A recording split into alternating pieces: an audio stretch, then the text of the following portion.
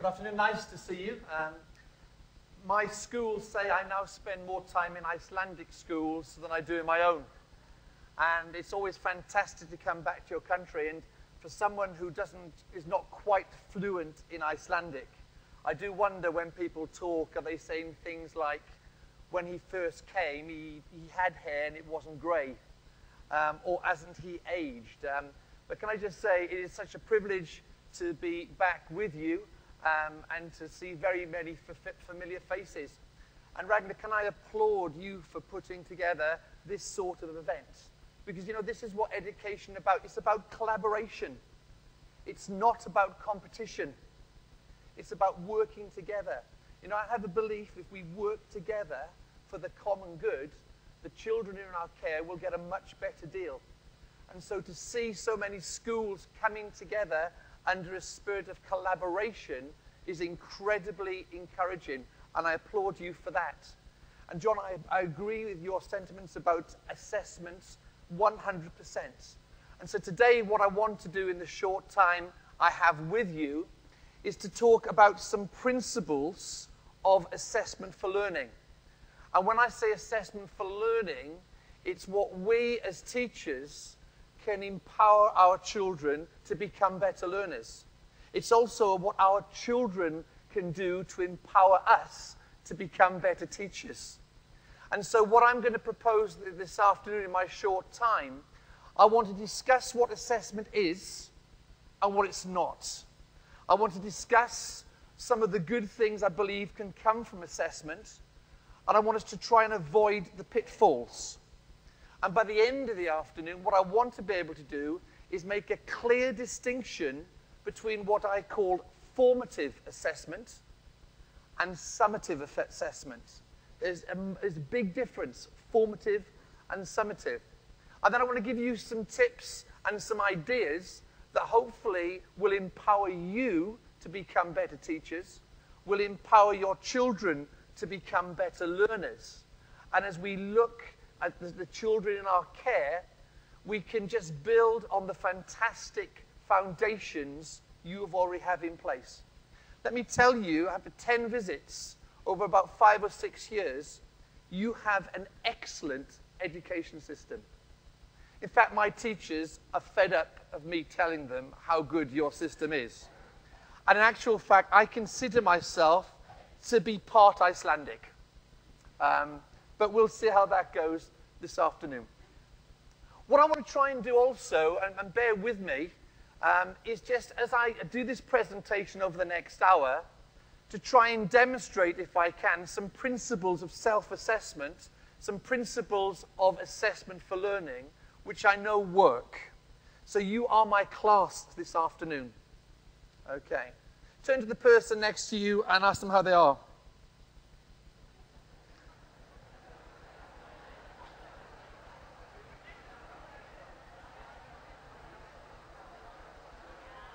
Okay. 5, 4, 3, 2, 1, and back. You know, it's interesting. Why is it that we don't give our children opportunity to purposefully talk in our learning? We sometimes come in and we launch in. Do you know the first thing I would say to you as educators? The next time you go in front of your class, find out what they already know. Don't make assumptions, because I'm going to be making some assumptions this afternoon.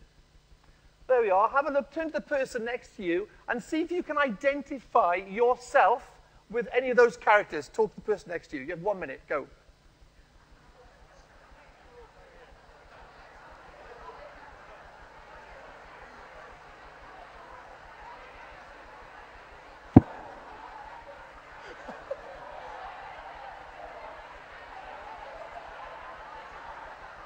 We could do this for an hour. It's much more enjoyable.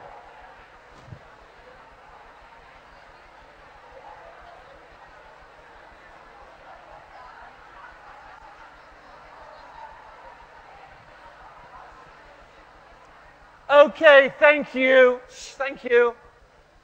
What a great class. I've just said to Ragnar, I'm going to put that up and just talk for an hour. What a great way to start a lesson with children. And do you know what I've just done? I've just handed the whole learning process across to you. And what I've done, I said, turn to the person next to you and talk. Assessment for learning, I'm going to use that term, though we don't like it. You know, so often, having a talk partner is incredibly important. To share your ideas, to share your views, to discuss, to focus, and to hand the learning back over to the learners. Can anyone give me some examples? How many, if I can find my flicker. Is there someone?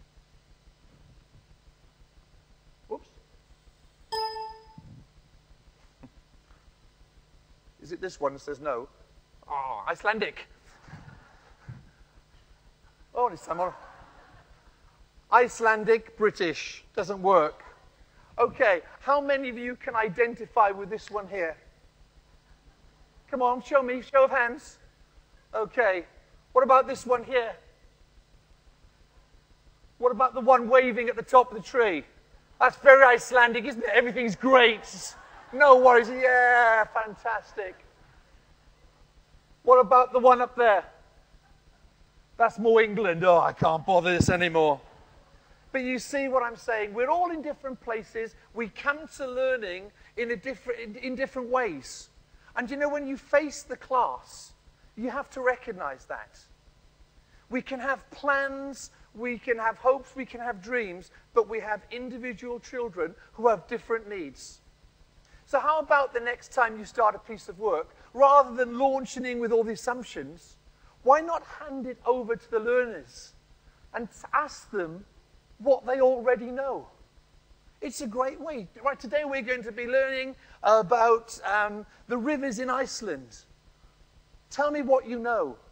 Give them a post-it note and let the children write it down. Then let them go and pin it on the wall, because that's what they already know. If they already know it, why are we spending so much time teaching what they already know? Let's find out what they don't want to know, or let's find out what they do want to know. I would like to find out about this. And why doesn't that become the wonder wall? Are you with me? And that becomes the knowledge wall. And suddenly the process of education is finding where the children are at and moving towards where they want to be. Are you with me? That's assessment for learning. That's the process. Sadly, we don't always understand that. And consequently, we have misunderstandings as to what assessment for learning is and what it isn't. Well, I'm from London, west of London. If I press it again, yes, just around there. Ardley Green Junior School in Hornchurch. I've been principal there for 22 years. I started when I was 8. I was a child prodigy and have been there ever since. It's a school of 7 to 11-year-olds, and many of you have been there. That's our school. Notice difference number 1. Icelandic schools, modern, new. Ardley Green, wooden, old. But you know what? It's not the building that's important. It's the children that's within it. And this afternoon, if I challenge you, please understand it. It comes from a point of utmost respect for your schools, for your education system, for you as teachers. And you know, one of the things working these years that you have so much to be proud of. Ragnar, I have to say, my conversations with you, I've never met a man in authority who was so fiercely proud of the education system that goes on. And we've had those discussions in private. You have a man there who is for you, who is working so hard to do everything that he can to make your job as easy as can for the children, because it's the children that matter. So there's Ardley Green. We have no glaciers. We have no rivers. We have no blue lagoons, but we do have a swimming pool. That's Ardley Green Blue Lagoon. Okay, so assessment for learning. I want to say to you today, if children don't learn the way we teach, then perhaps we should teach the way they learn. And that, to me, is the heart of assessment for learning. I'm not worried about test results. I'm worried about the process. I'm concerned about cheering the progress, not just the results. And you know, my system is flawed by the amount of testing that goes on. In terms of our tests, my job depends on the test results every year in my school. The better my test results, the less I am going to be inspected. Every year, my children are tested in English, mathematics, and science. It goes to the government, which creates league tables. And league tables are published and are compared. And I have parents move into my school because my school results are better than another school. How sad is that? How sad. And how sad it is when your vision for education is narrowed because of the tyranny of testing. And let me tell you, folks, this afternoon, I'm not suggesting that for one moment. But what I am suggesting is assessment for learning, or whatever term we come to use, is about teaching, assessing what we do, and learning from what we've done. That is the process. And if you've got assessment at the heart of teaching and learning, and not something that's a bolt-on extra as a test at the end, then I believe we can improve the quality of education for our children. I believe we can improve the rate of progress for our children. And I believe wholeheartedly we can actually raise standards. And I can say that from a school, you know, and I say it because I am proud. We're in the top 100 achieving schools in the whole country. And it's not because we base our curriculum on the test. But I believe it's because the process of assessment for learning is embedded in what we do. We teach that children might learn. Is that okay? Nod if you're with me. Okay. So why is it then that sometimes we have situations when we don't understand what assessment is about? Task number 1 for me, on a piece of paper, draw me a house. You have 1 minute, go. Don't look at the person next to you. This is a test. Please do not talk. You will do it in silence. And if I catch you talking, your paper will be taken away, ripped up, and I'll tell your parents. This is a 3-hour test. Some of you are going to be bored silly because you haven't got a clue what to do. You've not revised. Some of you will be asleep after 2 hours. No, you can't go to the toilet. This is a test. You are not here to enjoy yourselves, and you're not here to learn. You should have done that already. Have you drawn your house yet? Pens down, time is up. I was in a school this morning, saw a lovely situation. I must share it with you. It was called a cheating test. I loved it. I went into a classroom. They'd been studying about the human body. And the task, listen to this, I'm taking it away, you'll love this. The children had to work in pairs, and they could write anything they wanted to about what they're going to be tested about on Friday. There was talk, there was dialogue, there was someone at the computer, there were books, there was dialogue, and then there was this girl who wrote the tiniest writing I've ever seen in my life. And I took a photograph. What a great approach to a test. Let's learn together, and let's share together. Isn't that what assessment should be about? It should be about the process. I'll come back to that in a moment. So, what is assessment? Forgive me if you came to my last seminar I was here, but I just had to show this. What is assessment? What does it mean to a child? What does it mean to parents? And what can we learn about what I call the tyranny of testing? Yes, that?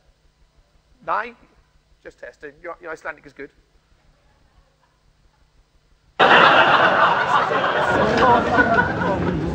Oh, Deepuji! He got his A-level results. Tell me the worst. No, it's great news. He got what he needed. Let me see. English A, mathematics A, physics A, chemistry A. What is this? What? But he got a B in classical studies. He got a B? It doesn't matter. What do you mean it doesn't matter? It doesn't matter. My son got a B. It's only 1? Still, it's a B. He could have got all A's. Mr. Sinha's son got all A's. But my son had to get a B. Mr. Sinha's son only did 2 A-levels. Our son did 5. In one sitting. He's the first in his school ever to do that. Really? Yes. Then he is going to school full of idiots. How am I going to keep my head up in the community? My son got a B. He got the grades to do medicine at Cambridge. He's doing medicine at Cambridge? Yes. Idiot! He should be doing PhD. They don't let you do a postgraduate without a degree. I know.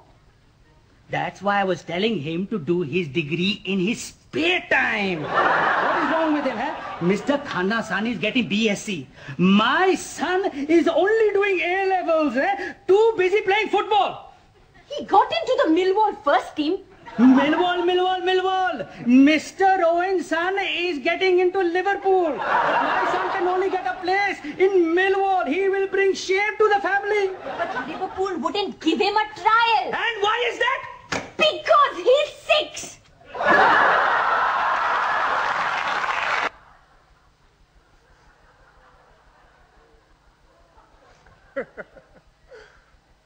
We might laugh, but how often, how guilty can we be of doing the wrong tests at the wrong time for the wrong audience? So let's just clarify for a moment, if I can, about what is assessment. And I want to make a distinction between what I call formative assessment, and I want to make the distinction between summative assessment. So, for me, my interpretation of formative assessment is this is ongoing. It's about improvement. I'm for that. I'm for that. Summative, in my system, is about accountability. The accountability of my teachers to me as the head teacher, the accountability of us as a school to parents, as a school to the local authority, and the national government.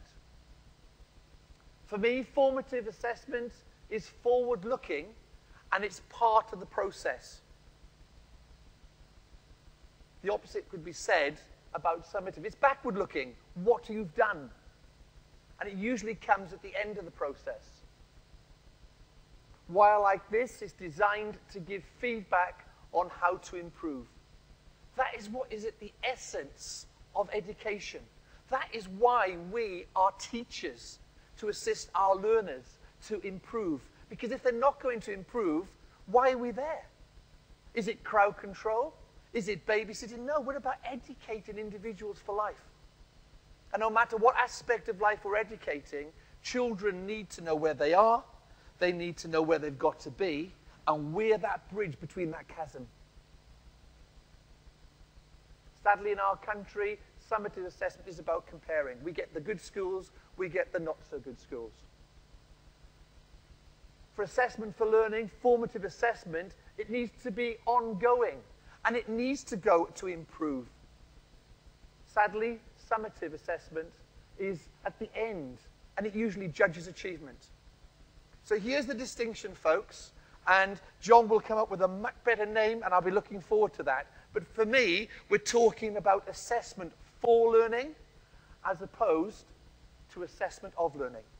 Do you see the difference? Very, very important. And if you see the difference, then the whole notion of the pedagogy of assessment for learning makes sense. There is a however here. I am not saying there is not a place for summative assessment.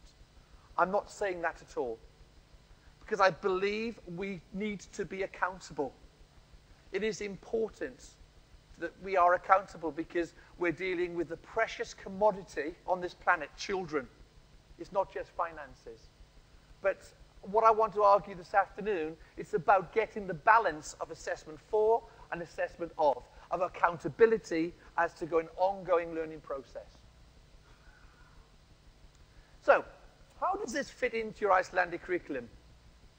Well, I love the term in your documentation which talks about the pillars of education. Am I right? That's what I translated. And for me, they are your 5 pillars. So I have read your documentation, okay? And for me, in terms of that is our core purpose in education here. And to achieve that, we're achieving it through teaching, we're teaching it through learning, but here's the that is the key to the effectiveness of your curriculum. Not the summative assessment of what you've done, but the formative assessment of what you're doing. Does that make sense? And that feeds back into your curriculum there. That's where you're going to get progress. You won't get progress by literally having a test for literacy, a test for equality, health, welfare, and so on, and testing it. You will not get progress. If you want progress, then you have to embrace the whole notion of the pedagogy of assessment for learning. And for that to happen, this is as simple a way as I could think of. AFL, which is formative assessment, ongoing. Children need to know where they are, they need to know where they're going, and they need to know how to get there. Sounds very simple, isn't it? It is very simple. In our country, we'd say it is not rocket science, but it is a process. It is something that has to be practiced. It is something that has to be perfected. But I can say, having worked with so many of your teachers in so many schools, it is a pedagogy that can apply to your youngest child to your oldest. From PE to music, from design and technology to art, from maths to literacy to Icelandic, it embraces all those subjects. And of course, the formative assessment will lead to summative assessment. And it's important at the end of your 4th grade, is it 7th or 6th grades, the tests, that there is public accountability. Because if you aren't delivering what you should do, you're going to need help. We all need help. But in the summative assessment, it might inform teachers, peers, and parents, but it's here, again, you're reporting back to parents, but you're setting targets for formative assessment. That, to me, is a picture of how it should be working in both our countries. So, a little bit of research. I know Icelandic practitioners like research. This is the formal definition from our country, in our system, of what formative assessment is and what summative assessment is. And like I'm told you shouldn't always read your slides, you can read that yourself.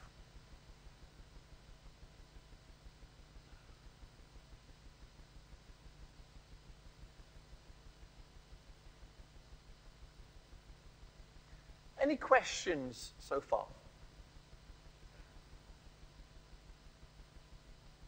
Turn to the person next to you and just for 1 minute what we've just said so far. Do you agree? Do you disagree? Have a chat. 1 minute.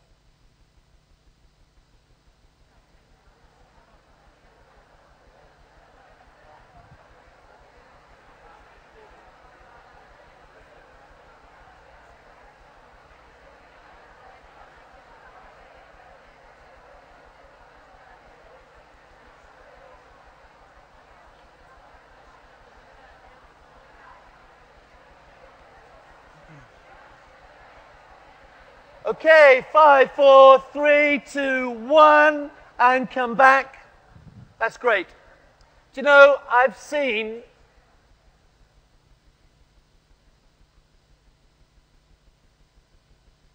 teachers stand still waiting for people to be quiet. But in bringing your lesson back, I've seen some fantastic with young children where a teacher will just hand over learning, talk. That's really important. I just hold the hand up. And I've seen 5- and 6-year-olds then just put the hand up until the whole class is silent and it's not a word spoken. I've seen some of my older children, my teacher say, 5, 3, 2, 1, quick, stop, look this way. Boom, it's done. But do you see how important that is to talk? Do you know the learning process, I'm sure you're aware of this, if children just listen, they are far less likely to learn than to actually talk, listen, and do. And that's key in assessment for learning, as I said, learning partners. Well, in research in our country, it was interesting because 10 years ago, we were given this document, and it was the Assessment for Learning Strategy. So it wasn't even heard of 10 years ago in our country, but it set out the government's view as to why we should do it. And these are what they actually said were important in formative assessment. That it actually increased teachers' understanding of pupils 100%. It provides feedback to improve learning 100%.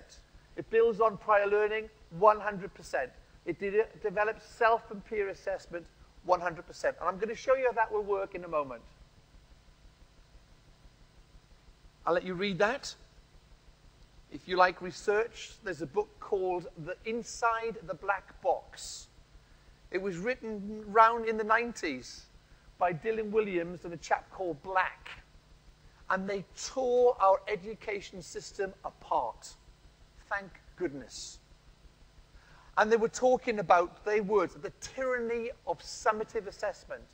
Until that time, all we were interested in is what grades we got, whether it was an A or a B. But now, for the first time, a decade ago, they're talking about the learning process. And suddenly the realization was, if you focus on the learning process, the formative assessment, then the summative assessment will take place for itself. And it does. And these are the 5 things they actually said in that research. Assessment for learning is about clarifying understanding, sharing learning objectives, and success criteria. Let me explain that in a little while. I'll come on to that. It's about how we promote classroom discussion. You've just done that yourselves. It's about giving feedback, and I'm going to talk to you about the need for feedback. And it's about children taking responsibility for their own learning and their own learning environment. So what I want to do in this next moment is talk about learning objectives, and hopefully to get you to think a little bit about it. But for me, had John had to go, I didn't upset him, he told me he had to go. I too prefer a different term, and I prefer the whole notion of a learning journey. I have 4 children, and 3 of them are teachers. So there could be something good about our profession. But when they were younger, every year, every summer, we used to go to France for a holiday. And we used to drive. We have a people carrier, 4 kids. It was about 500 or 600 mile drive. The only frustrating thing was we'd get in the car, we'd actually drive 1 kilometer, and my eldest would say, "Dad, are we there yet?" Do you know what I mean? But I want to try now to draw an analogy between a journey. For me, the holiday, a journey of anticipation, a time of being together, sometimes frustration. Let's see if we can draw that analogy between a journey and the process of assessment for learning. So the first thing, we would go camping. We'd have to take time to make sure we had the right equipment. We'd go to the camps which was already set up. I don't want to pretend I'm a really good camper. But we checked we had clothes, we checked we had equipment. That was incredibly important. So that's planning. I love the saying, if you fail to plan, you plan to fail. I would say on holidays, if we didn't take something, it's always my fault. In our country, it's always the man. I'm sure it's the same here. Okay, we'd have to check if the car's roadworthy. We'd have to get it checked over. So, of course, I suppose the education terms is a sense of evaluation. Now, I could do it myself. I'm not a mechanic. That'd be self-evaluation. But I'd have to perhaps get a mechanic in. So that would be external evaluation. You see where I'm going on this? I'd need a map. That's planning. Think in our education, how often do we share the big picture with our children? It was interesting today, I was in school this morning. I arrived late last night, and I came through customs, and there was film cameras, there were lights. I thought, oh, I've made it. Wow, I know I'm always looked after. And there was microphones, and all off my plane. And I was walking through them, and there was this lady then with an Icelandic flag who'd got back from the South Pole. But you understand, in terms of, and I saw that today, sharing the big picture in school. It's an interesting one. Have people taken the journey before? I wasn't the first person to go to France. So really, you know, it's building on prior knowledge. See the picture building up here? The journey, enjoy it, or in my case, endure it. That's participation. And then you arrive, exhausted. And you evaluate, I am never going to do this again. But then, of course, the process starts all over. Do you see how that actually fits into a cycle of assessment for learning? We plan the learning activity. Perhaps we even evaluate the plans on previous. We then change our planning. We make sure we build on prior knowledge. And then we get the children to participate in new learning, and we evaluate, we're back to square one. That is assessment for learning. It's teaching for learning. And I want to suggest to you in simple terms now, we come to some practical things. If you want your lessons to be effective, consider them, very simple terms, into 3 parts.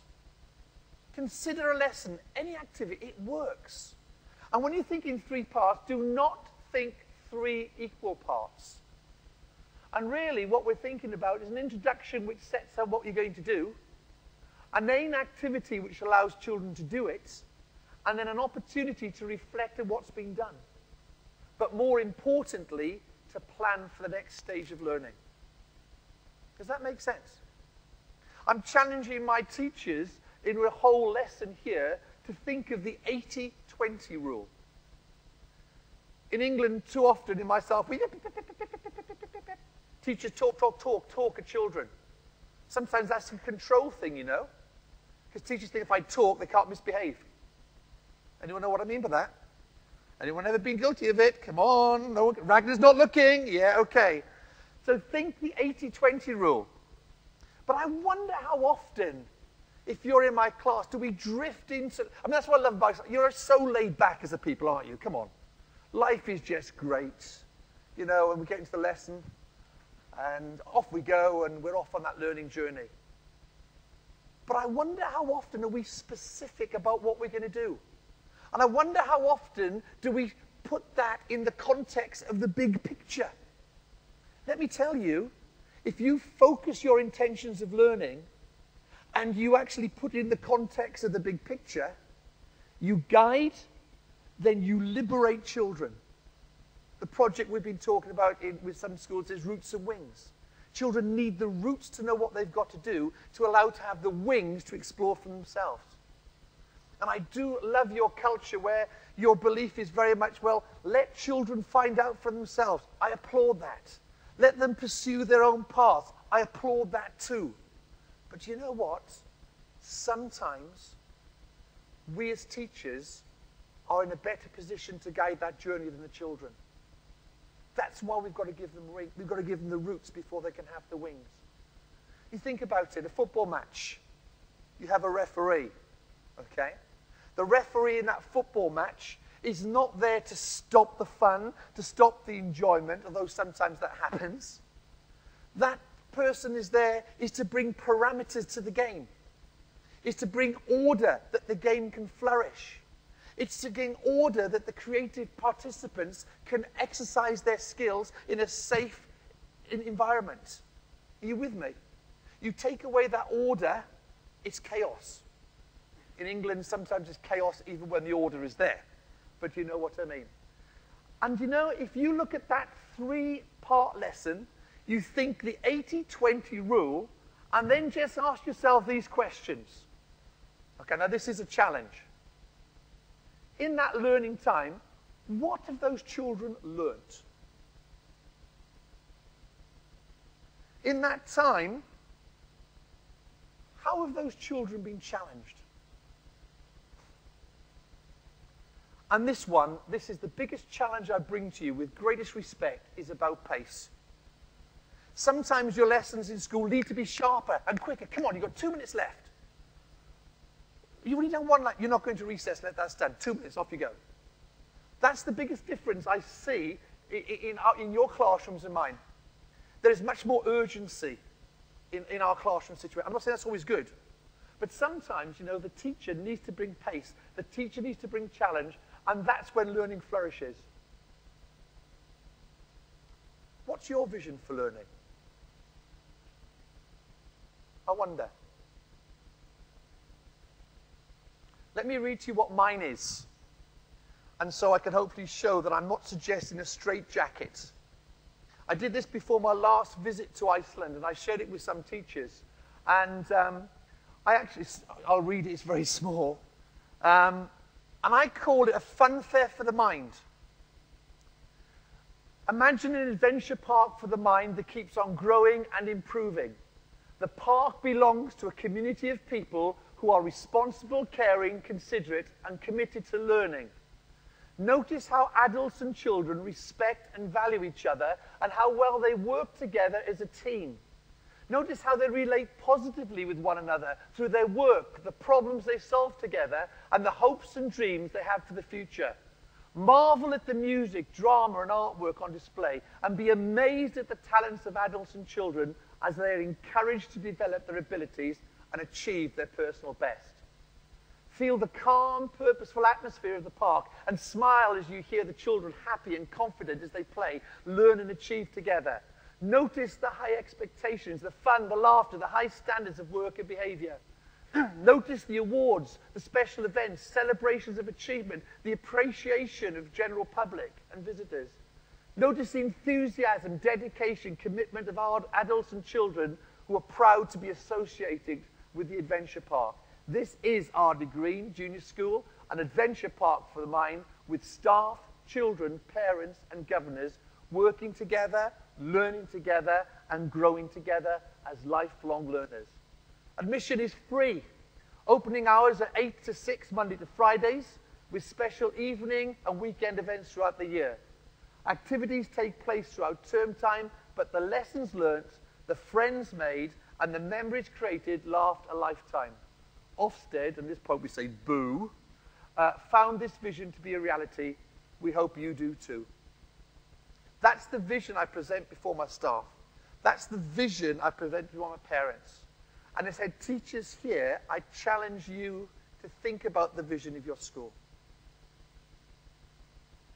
And as I look around your schools, it's tangible in terms of what I see. But to articulate that, and for us, we're very specific about the learning we give. This is central to assessment for learning. We want our children to be ready to learn, resilient, not to give up, resourceful, so that they can make the best use of what they have, that they have time to think. And I've got resourcefulness twice there, reflectiveness, resilient as well. So they're the R's of learning.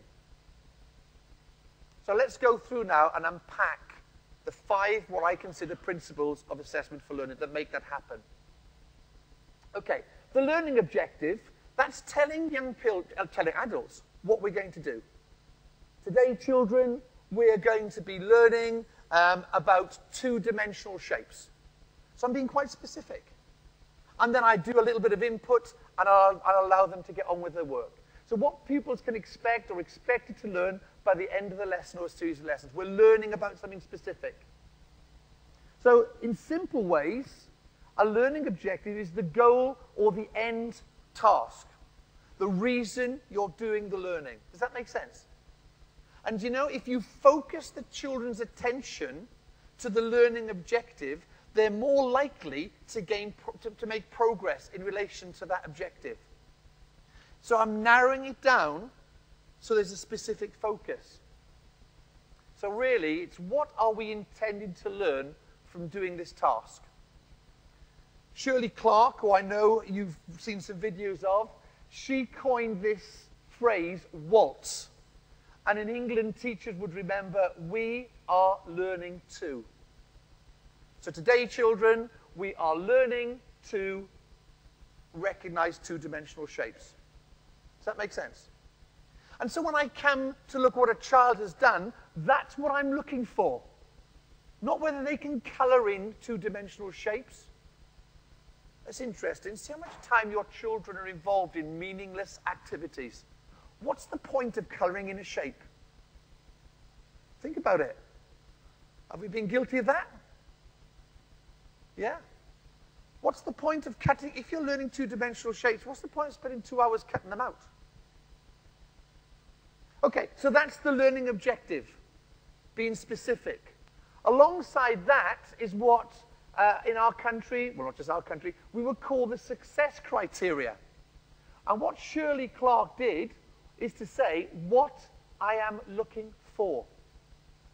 So what we are learning to recognize 2-dimensional shapes. What I'm looking for is you can recognize a triangle, quadrilateral, and a pentagon. So you're telling the children how to gain success. Are you with me? And you know, with success becomes motivation. And with that becomes self-esteem. So really, if I'm talking about that, this is what you're looking, the evidence that you're looking for by the end of a learning period. So going back to my 3-part lesson, let me show how quick it is, okay? 80-20 rule. Okay, today, children, we are learning to recognize 2-dimensional shapes. By the end of this lesson, you have got to be able to draw for me a pentagon, a quadrilateral, and an octagon. Who can tell me what an octagon is? 8 sides. Who can tell me what a triangle? 3 sides. So, okay, off you go. Learning experience. It could be recognizing shapes in the environment. It could be measuring shapes. It could be making a symmetrical pattern. It could be making some sort of jigsaw. And at the end of the learning experience, I then recap on the learning. Who can tell me what this shape is? That's a triangle, Mr. Morris. Yes, that's correct. That's the process. And of course, if I hold this shape up and you say, that's a pentagon, and it's not, what have I got to do? I've got to go and make sure that changes tomorrow. Yeah? Do you understand with that process? Let me tell you what assessment for learning is not, and I hope I'm not going to upset somebody here. Can I still be considered sort of semi-Icelandic if I say something that's insulting? Dun, dun, dun. Why are you laughing? This is your math scheme that's involved in many of your schools. Can I just say something really radical? I believe these workbooks are the biggest stumbling block to your children progressing in mathematics. No one look. Put your hands up if you agree with me. Oh, come on, be honest. And the reason we were using these about 10 years ago. And do you know what? Apart from costing you a lot of money, what is the point of completing the same thing over and over and again when you've got it right? I know what it is, because you're partly thinking, someone's not laughing up there, someone's thinking, well, actually, I've paid all this money for this. I can't possibly send it home. We're only half done.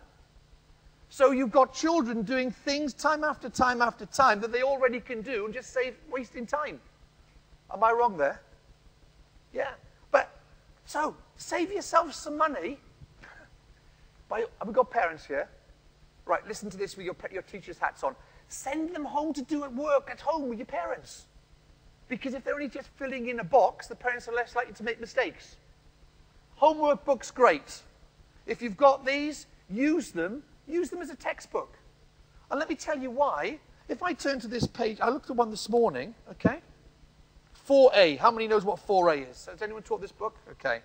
There was one page, and there was 60 questions. Well, let me tell you, if a child has 60 questions and gets them all right, then you're pitching the learning at the wrong level. Because children don't just learn for getting things right. Let them get things wrong and teach them how to get it right. And far better to say, okay, do 2 questions from section A, 1 from question B. If you've done 10, then go to the next page. That's why this approach, and we have a similar one, where you've got the textbook. No, I love that. Do you know why? It's because you are in control of the textbook. The answer book is controlling you. Because there seems to be this sense you've got to fill everything in. Say that's okay, John? Okay, fine, okay. Rant number 1 over then. So, what we're going to do, how we'll know we're going to do it. Okay, back to your house. Back to your house. Do you have your house in front of you? Shh. Okay. So, I asked you to draw a house, and you are now going to self-assess your work. And please be honest, it was under test conditions. If your house had a roof, give yourself 1 mark. If your house had a front door, give yourself a mark. If it had 4, now this is key, if it had 4 windows, give yourself a mark. If it had, someone's cheating, if it had a chimney, give yourself a mark. If you drew pretty flowers in the garden with a fence and birds flying, give yourself 5 for creativity because you're Icelandic. Now, I joke, but here's the serious point. If I had told you to draw a house with a roof, 4 windows, a front door and a chimney, then you could have got full marks. Do you see? If I said, today we're going to learn about drawing a house, and by the end of this lesson, I want you to draw a house with a roof, 4 windows and a door. I'm helping you to succeed. Do you see that?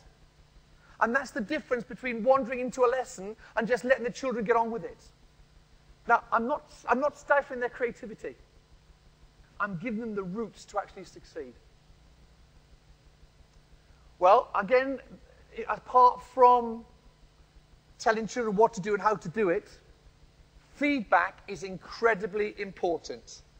And I might be talking a little bit here on dodgy ground, because it's an incredible difference I noticed between your system in education and ours, is that our teachers give far more feedback on the process as opposed to the end result. And I'm going to share with you one of the things that we do, and some schools already do this, is the use of highlighters. This revolutionized teaching and learning in our school. You will never see a teacher in my school not walking around without a highlighter. And you'll say, how sad is that? It is sad. But the moment they see something that's good, they actually highlight it pink. That tells a child, I'm pleased, I'm tickled pink. If there's something that is not quite right, they will underline it with green. I'm not happy with that, grumbling green. Notice what I'm not doing is doing it for them. I'm drawing attention to something's not good and expecting to do it themselves as part of the process. So we've got feedback. We now know summative feedback is at the end. Not really good unless you're doing testing. Formative is ongoing. It can be written, it can be verbal, or it can be done by a pupil. One of the things in our school which I think actually contributes to success, every child in my school, every child will have an ongoing target to improve something in literacy and something in maths. And teachers make the best use of that. I was saying this morning, I went to the school this morning, I won't embarrass anybody, but I didn't see one incidence of misbehavior in the school. And I was there for 2.5 hours. How good is that? And I saw some great dialogue. But I suggested, wouldn't it have been good if when all the class are working together, then the teacher moves and works with the group? And I think in terms of what we actually see as a revelation in some schools, is to use something like a whiteboard. Have you all seen these? Put your hand up if you haven't seen these. Oh, wow, okay. These are little bits of card. You write with a dry pen, a dry marker, and you can write on it, you can make notes on it. And we use it in a variety of ways in our school. So in maths, you could be in my class, and I'll say 7 2s are 14. Don't show any, 7 2s, what are they? And you don't show anybody, then you show the teacher instant feedback. It's so easy. It's also a really great tool when a child is doing some writing to draft some words, to get some ideas. Used to really good effect. So if you haven't ordered these, piece of card and laminate. Some Iceland schools are doing this, really like this, giving children feedback. And it's things that you like about a piece of work and something to improve. Very quickly then, some feedback, because I've got about another 10 minutes or so. So, teachers marking. This is a really good tip. Why not start your work with a learning objectives? Can I write a non-chronological report? Okay, this is Alex's work, I think. And Alex here was 7. Okay, 7. So you can see there's some highlighters. There's some feedback from the teachers, telling Alex that he's put in everything he can and needed to. Then someone has taken Alex's work, a peer, and has actually written down here some comments. The teacher has supported that as well. And these are just some fact files from Alex. And Alex, as well, is allowed to self-mark. So the teacher will give some clues to check the work when they've finished. Have I thought about presentation boxes? Does the layout make the instructions easy? Have I used imperative verbs? Do I need an adverb? And these are things that need to be taught to children. They don't just naturally discover these things. They need to be taught what an imperative verb is, and so on and so forth. But look at the progress then that Alex has made by year 7, helping him to begin to through assessment for learning. Alex, when you actually think about your story, choose something you can see. Choose something you can hear, smell, touch, and so on and so forth. This was a test situation. This was a summative test. So he wasn't told to do that, but he had learned to do it. And look what he came out with, 11. Taking a deep breath, Ali walked inside, ... He knew he'd get extra marks for that. It was pitch black, so he felt his way around the room. The walls were rough, and some parts were crumbly. When Ali turned on the lights, he saw a scary skeleton with a rope around his neck hanging from the wall. As he moved closer to the skeleton, there was a huge creak made by the floorboards. It looked like a torture chamber. Assessment for learning is allowed him to do that. It's told him where to use vocabulary. Assessment for learning by highlighted is now telling him to use inverted commas. It's telling him to use an ellipse. And of course, as part of that is what we call skeletons. You've seen these, I've shown this slide before a number of times. It's helping children plan their work independently. So this one was about fireworks in the UK, and Alex had to make points for and against in the notes, and then he had to come and present it to the class, speaking. So, very quickly, 10 things I know I'm going to hand over in a moment that schools have been trying in Iceland. It's about having learning objectives and success criteria. That is engaging children in their learning. I've seen it myself. An increased emphasis on giving feedback. Perhaps more realistic 2 stars and a wish. Really like the way you use vocabulary. I really enjoyed, punctuation was excellent. Next time, boom, boom, boom, so on. About at the end of a piece of work, hand it to the child next to you, the learning partner, and getting them to look at it and give some feedback. This, I think, is key, particularly in maths, that we don't give children enough time to think. And sometimes we'll say 7 twos, and you'll get someone going, do you have that in your country? Quick, look at me, miss, look at me, sir. And sadly, we tend to point to those because they attract our attention. And so what happens, you get some children, usually at the back of the class, usually boys, who've worked it out. They're never going to ask me, so I won't put my hand up. So give them thinking time. 7 twos, think, think, think, think, and then ask for an answer. If you're being very clever, this really works well. Introduce the no hands up rule. 7 twos, I'm going to do the no hands up rule, so no hands up, please. And then pick somebody. What does that mean? It means the whole class are actually paying attention. I've seen an increase in the sales of lollipops in Iceland. Very simple tactic. You have a strategy, not tactic. A lollipop stick with the name of each child in a pot. And that allows you to randomly select. You can cheat, okay? Because, suddenly, if your name's in that pot, and I'm going to pick one out, you're going to be paying attention. And of course, sometimes you have a question, you want to make sure you pick the person out matched to that question, but they never know that. Because we're cheats. Individual whiteboards, incredibly, incredibly effective for maths. Quick show, answer, show, answer, show. Fantastic for collaboration. Fantastic for words. Available from John Morris at £1. No, okay. We've talked about talk partners, highlighters, and number 10, secret learner, great assessment for learning strategy. At the beginning of the lesson, you actually say, today we're looking to learn about 2D shapes. By the end of this lesson, you're going to recognize different shapes. And today, there's going to be a secret learner.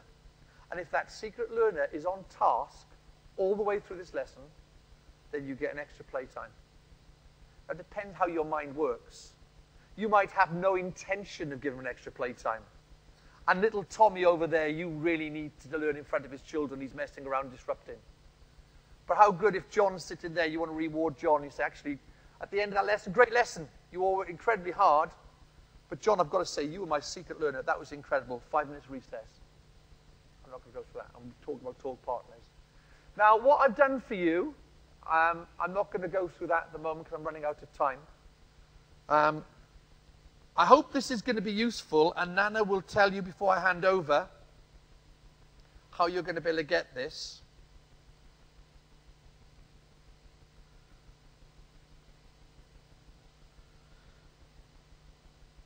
Okay, I'm going to stand here. I've got what I've called tools to generate assessment for learning ideas. So if I go for this one here, thumbs, press it, it gives you some ideas with thumbs up, thumbs down. That's a tool for assessment for learning. Why? It gives instant feedback. Then go to the back here. You can try as many as you want to. Go back to the menu. Lots of different ones here. What's this one? Generate an answer. And some ideas there to generate teaching and learning ideas. That's going to be on the website and for you to access whenever you want to. So I'm going to stop now and hand over to Nana, who's going to talk about some of those principles of assessment for learning. I hope that's made sense. When you see the notes, if you can literally go through that, the starting point, I would say, is to go for those 10 things there, and hopefully Nana will tell you how that's working in schools. Thank you.